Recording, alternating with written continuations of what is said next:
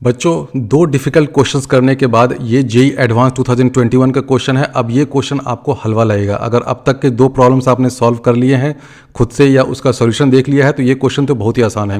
A pendulum consist of a bob of mass m 0.1 kg and a massless inextensible string of length 1 metre. It is suspended from a fixed point at a height h is equal to 0.9 metre above a frictionless horizontal floor. Initially the bob of the pendulum is lying on the floor at rest vertically below the point of suspension. ये Bob को हमने लटका रखा है। Total length of the string है 1 metre. तो initially ये string slack है। अब यहां पर आपने एक इंपल्स दिया है। कितना का इंपल्स है? 0.2 kg मीटर पर सेकेंड का। तो इंपल्स देने के बाद ये किसी वेलोसिटी से आगे मूव करने लगेगा। मूव करते करते ये स्ट्रिंग टाइट हो जाएगा और ये हॉरिजॉन्टल फ्लोर से ऊपर लिफ्ट ऑफ हो जाएगा। Bob lifts of. तो आपसे पूछा है the kinetic energy of the pendulum just after the lift off is के and magnitude of the angular momentum of the pendulum about the point of suspension just before the bob lifts off is J. Just before the bob lifts off, angular momentum of the pendulum is J. तो J की value क्या होगी? इस question को आप दो different तरीके से कर सकते हैं। पहला तरीका ये है कि आप देख रहे हैं कि इम्पल्स लग रहा है यहाँ से, तो इस इम्पल्स के कारण चेंज इन एंगुलर मोमेंटम या angular impulse about this point क्या हो जाएगा? ये इम्पल्स यहाँ पे लग रहा है ना, तो इसके कारण एंगुलर इम्पल्स क्या हो जाएगा? एंगुलर इम्पल्स को हम लोग जे से लिख दें तो ये जे क्या हो जाएगा? This I into perpendicular distance, वो कितना है? 0.9। तो वो क्या हो जाएगा? 0.2 इंटू 0.9 यानी कि 0.18। तो आंसर जे यही हो जाएगा। अब देखो यहाँ पर हमने इतना एंगुलर इम्पल्स दिया, धीरे धीरे आगे बढ़ रहा है।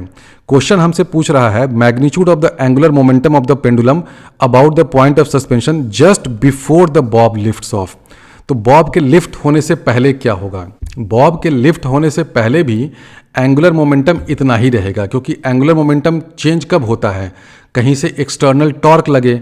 अब इस क्वेश्चन में लिफ्ट ऑफ से पहले तो कोई एक्सटर्नल टॉर्क लग नहीं रहा है, क्योंकि देखो mg और नॉर्मल रिएक्शन जो फोर्स लग रहा है वो आपस में एक दूसरे को बैलेंस करेगा। mg नीचे की तरफ लगेगा, n ऊपर की तरफ लगेगा, तो इन दोनों का कोई टॉर्क नहीं होगा अबाउट दिस पॉइंट। उसी तरह जब टेंशन T लगने भी लगेगा तो देखो टेंशन T क्या है? It passes through this point of rotation. तो इस टेंशन T के कारण भी कोई टॉर्क नहीं आएगा। तो जो इनिशियल एंगुलर इम्पल्स हमने दिया है ना, वो कितना है? This impulse 0.2 into this perpendicular distance 0.9। तो आंसर वही होगा। तो वैल्यू ऑफ जे क्या हो जाएगा? 0.18। इसका यूनिट लिख लेना जो होगा जूल केजी मीटर स्क्वायर पर सेकेंड। तो ये हो गया इसको करने का एक तरीका। दूसरा तरीका आप ये देखिए कि ये जो बॉब है, इस बॉब को जो लीनियर इम्पल्स दिया गया 0.2, इस इम्पल्स के कारण इस बॉब को क्या वेलोसिटी मिलेगी? मास इसका दे रखा है क्वेश्चन में, आई थिंक 0.1 है, तो इसकी वेलोसिटी हो जाएगी 2 मीटर पर सेकेंड। तो ये बॉब 2 मीटर पर सेकेंड से आगे मूव करना स्टार्ट करेगा। चल बेटा, तो 2 मीटर पर सेकेंड से आगे मूव करने लग। अब जैसे ही यहाँ पे लिफ्ट ऑफ होगा तो क्या होगा? जर्क हुआ। जर्क होने से इंपल्सिव टेंशन आएगा, यहाँ पे आएगा ना, हमने तो कई बार सिखाया है। जैसे ही लिफ्ट ऑफ होगा तो जर्क के साथ ये ऊपर की तरफ जाएगा, तो इंपल्सिव टेंशन आएगा। लेकिन ये इंपल्सिव टेंशन क्या परपेंडिकुलर डायरेक्शन में वेलोसिटी को चेंज करेगा? नहीं करेगा। तो इनिशियल वेलोसिटी 2 है इस डायरेक्शन में, हॉरिजॉन्टल के डायरेक्शन में। तो इस वेलोसिटी का कंपोनेंट परपेंडिकुलर टू स्ट्रिंग क्या होगा? बहुत सिंपल है। हम लोग इस एंगल को थीटा अगर एज्यूम कर लें, ये एंगल थीटा है, ये एंगल क्या है? 90 है, तो ये एंगल क्या हो जाएगा? 90 माइनस थीटा। तो ये एंगल क्या हो जाएगा? थीटा हो जाएगा। सिंपल ज्योमेट्री है ना, ये तो देख लेना आप लोग। हमने थीटा किसको लिया है? हॉरिजॉन्टल डायरेक्शन, और ये परपेंडिकुलर टू स्ट्रिंग वाला डायरेक्शन। इन दोनों डायरेक्शन के बीच में ये एंगल थीटा हो गया। ये परपेंडिकुलर है तो ये 90 हो गया, ये 90 माइनस थीटा हो गया, और इस ट्रायंगल को अगर आप कंप्लीट कर दोगे तो ये थीटा हो जाएगा। तो इनिशियल वेलोसिटी इस डायरेक्शन में क्या है? 2। तो परपेंडिकुलर डायरेक्शन में initial velocity just before the jerk क्या होगा? 2 कॉस थीटा। क्या ये वेलोसिटी चेंज होगी? नहीं, ये वेलोसिटी चेंज नहीं होगी। कितने के बराबर रहेगी? 2 कॉस थीटा के बराबर। क्या हमें कॉस थीटा पता है? बिल्कुल पता है। ये एंगल थीटा है, ये एडजेसेंट साइड 0.9 है, ये 1 है, तो कॉस थीटा की वैल्यू क्या हो जाएगी? 0.9। तो 2 कॉस थीटा क्या हो जाएगा? 2 इंटू 0.9। तो ये कितना हो जाएगा? 1.8 मीटर पर सेकेंड। तो ये हमने क्या फाइंड किया कि 1.8 मीटर पर सेकेंड है velocity of this particle just after lift off या जस्ट बिफोर लिफ्ट ऑफ, दोनों केस में सेम होगा। तो ये परपेंडिकुलर डायरेक्शन में वेलोसिटी है, तो angular momentum just before lift off about this point क्या हो जाएगा, this perpendicular distance 1 metre into this velocity 1.8 into mass of the object. तो क्या हो जाएगा 1 इंटू 1.8 इंटू मास है 0.1, आंसर आ गया 0.18। तो जे की वैल्यू आ गई 0.18। तो 2-3 डिफरेंट तरीके से इस क्वेश्चन को आप कर सकते हैं, वही मैं बता रहा हूँ। अब पूछा है कि वैल्यू ऑफ के क्या होगा। सीधी सी बात है, जैसे ही जर्क हुआ और ये पार्टिकल ऊपर जाने लगेगा तो परपेंडिकुलर डायरेक्शन में जो वेलोसिटी है ना, जिसकी मैग्नीट्यूड हमने फाइंड कर लिया है 1.8, ये वाला वेलोसिटी कंपोनेंट चेंज नहीं करेगा और ये पार्टिकल इसी वेलोसिटी से ऊपर की तरफ जाने लगेगा। तो ये वेलोसिटी कितना है 1.8 है। तो के की वैल्यू क्या हो जाएगी, के की वैल्यू हो जाएगी half m into v perpendicular जो था उसका स्क्वायर, वो क्या हो जाएगा हाफ इंटू m है 0.1 इंटू 1.8 स्क्वायर। इसकी वैल्यू आप फाइंड कर लीजिएगा तो ये आ जाएगा 0.162 जूल। तो ये बहुत सिंपल क्वेश्चन था, इसमें कॉन्सेप्ट यही ध्यान देना था, जो इम्पल्सिव जर्क आ रहा है या जो इम्पल्सिव फोर्स लग रहा है वो इस टेंशन के कारण लग रहा है। तो इस इम्पल्सिव टेंशन वाले फोर्स का परपेंडिकुलर डायरेक्शन में कोई इफेक्ट नहीं होता है। तो हमने फाइंड कर लिया कि इनिशियल वेलोसिटी इस डायरेक्शन में 2 है, हॉरिजॉन्टल डायरेक्शन में 2 है, और ये एंगल अगर थीटा है तो कॉस थीटा कितना है, कॉस थीटा है 0.9, क्योंकि ये अगर थीटा है तो ये भी थीटा है। तो परपेंडिकुलर डायरेक्शन में वेलोसिटी क्या हो जाएगा 1.8। जस्ट बिफोर द जर्क भी 1.8 है और जस्ट आफ्टर द जर्क भी वेलोसिटी परपेंडिकुलर डायरेक्शन में 1.8 है।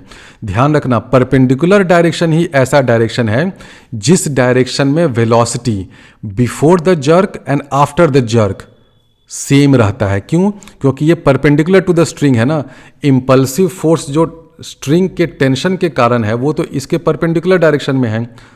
तो इस डायरेक्शन में perpendicular to the string velocity का कंपोनेंट चेंज नहीं करेगा।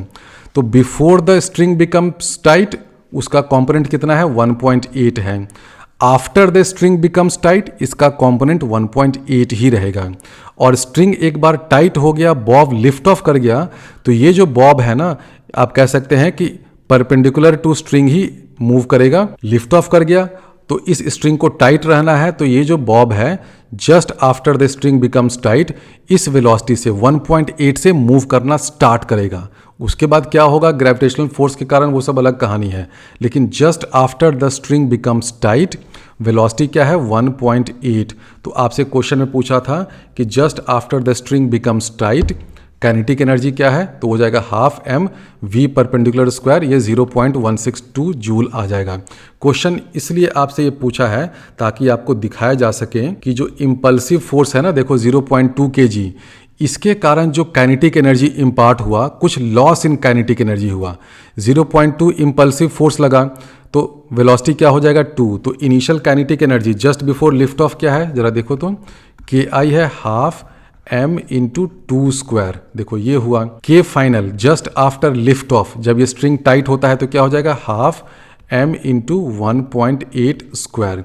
तो ये क्वेश्चन सिर्फ इसलिए पूछा है ताकि बच्चे गलती से काइनेटिक एनर्जी की वैल्यू ये लिख दें, ठीक है, ये वाला कर दें, क्योंकि वो देखेंगे कि अच्छा ये जो पार्टिकल है ये 2 मीटर पर सेकेंड से मूव कर रहा है, तो just after lift of kinetic energy half into mass into 2 square कर दें। बट ये गलत हो जाएगा, ये इनिशियल काइनेटिक एनर्जी है जस्ट बिफोर जर्क या just before the string becomes tight. String के टाइट होते ही काइनेटिक एनर्जी चेंज करेगा। हमेशा याद रखना, जब भी मोशन किसी इम्पल्सिव फोर्स के कारण हो, चाहे वो फोर्स इंटरनल ही हो, कोई फर्क नहीं पड़ता है, जब भी मोशन में कोई जर्क आए ना तो जनरली काइनेटिक एनर्जी चेंज कर जाता है और जनरली वो डिक्रीज ही करता है। तो यहाँ पे देखो initial kinetic energy half m 2 square है, ये काइनेटिक एनर्जी इस इम्पल्सिव फोर्स के कारण है। ये जो इम्पल्स आई लगा ना 0.2 kg मीटर पर सेकेंड का, इस इम्पल्स ने इतना काइनेटिक एनर्जी इम्पार्ट किया। इस काइनेटिक एनर्जी से ये बॉब आगे बढ़ने लगा 2 मीटर पर सेकेंड की स्पीड से। लेकिन जैसे ही बॉब लिफ्ट ऑफ हो रहा है ना, जैसे ही जर्क आया, ये टेंशन T फोर्स आया, तो वेलोसिटी चेंज करेगा। वेलोसिटी 1.8 हो गया, काइनेटिक एनर्जी डिक्रीज करेगा। तो kinetic energy just after jerk ये होगा। क्वेश्चन आपसे ये भी पूछ सकता था कि चेंज इन काइनेटिक एनर्जी कितना होगा, आसानी से आप फाइंड कर लेना। के फाइनल है, के इनिशियल है, डेल्टा के ऑब्वियसली काइनेटिक एनर्जी डिक्रीज करेगा, फाइंड कर सकते हो। क्वेश्चन आपसे यही पूछ सकता है कि what is percentage decrease in kinetic energy because of this impulsive jerk. वो सब जानबूझ करके इसलिए नहीं पूछा है क्योंकि वो सब पूछने में बच्चों को लग जाता है कि अच्छा काइनेटिक एनर्जी डिक्रीज कर रहा है, तो ये वाला आंसर गलत होगा। डायरेक्टली सिर्फ पूछ लेने से कि भाई बताओ तो काइनेटिक एनर्जी क्या होगा, बहुत से बच्चे इसी चीज़ को लिख करके आ गए थे, but this is wrong. Answer होगा ये, kinetic energy just after jerk is equal to half m into 1.8 square.